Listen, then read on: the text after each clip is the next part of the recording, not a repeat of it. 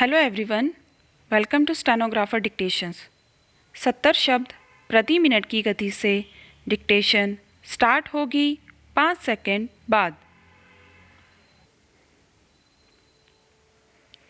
उपाध्यक्ष महोदय, तब उन लोगों को कुछ आशा हुई कि हम लोग भी उसी तरह चल सकते हैं जिस तरह से पहले चल रहे थे, लेकिन अभी हाल में जो चुनाव हुआ उससे देश के धनिकों के मन में बड़ा संदेह पैदा हुआ कि इस चुनाव के बाद उनकी स्थिति वैसी नहीं रहेगी जो अब तक चली आती रही है।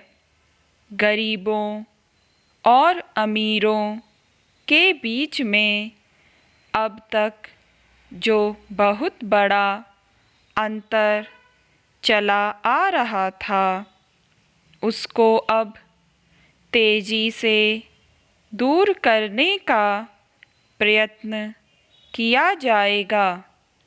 श्रीमान, मैं आपका बहुत ही आभारी हूँ जो आपने सदन में चालू वर्ष के बजट पर अपने विचार प्रकट करने का अवसर दिया है। मैं इस बजट का समर्थन करना चाहता हूँ। श्रीमान, मैं सबसे पहले अपने दल के नेता प्रधानमंत्री को इस बात के लिए बधाई देना चाहता हूँ कि उनके नेतृत्व में देश में कांग्रेस दल को स्पष्ट बहुमत मिला और इसके फलस्वरूप यहाँ पर केंद्र में एक ऐसी सरकार का गठन हुआ जो कि देश में वास्तव में समाजवाद लाना चाहती है। मैं वित्त मंत्री जी को इस बात के लिए बधाई देना चाहता हूँ कि लोकसभा के मध्यावधि चुनाव में जनता द्वारा कांग्रेस दल को जो आदेश दिया गया था उन्हें स्मरण है और वह तन मन धन से उसका पालन करना चाहते हैं। वह आदेश था देश में सामाजिक और आर्थिक विषमता दूर करने का, देश से गरीबी, बेकारी और बेरोज़गारी को हटाने का और देश के जो पिछड़े हुए हिस्से हैं उनका पूरा विकास करने का।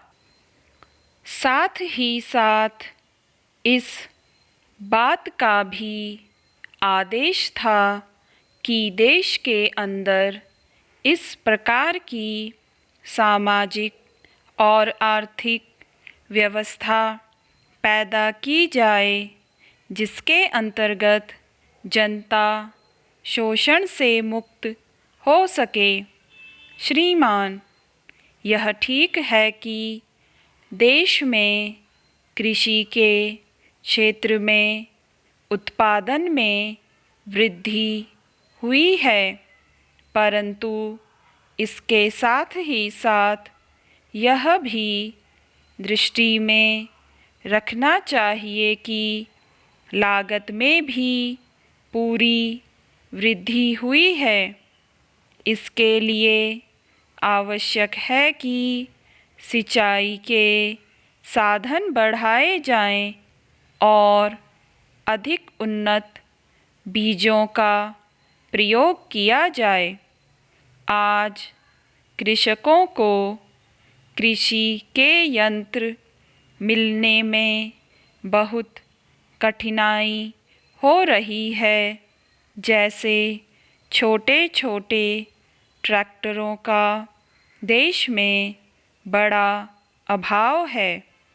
उनके बनाने के लिए शीघ्र नए कारखाने खोले जाएं, जिससे कृषकों को जल्द से जल्द ट्रैक्टर मिल सकें। देश तभी प्रगति करेगा, हमारा ऐसा विश्वास है। स्टॉप।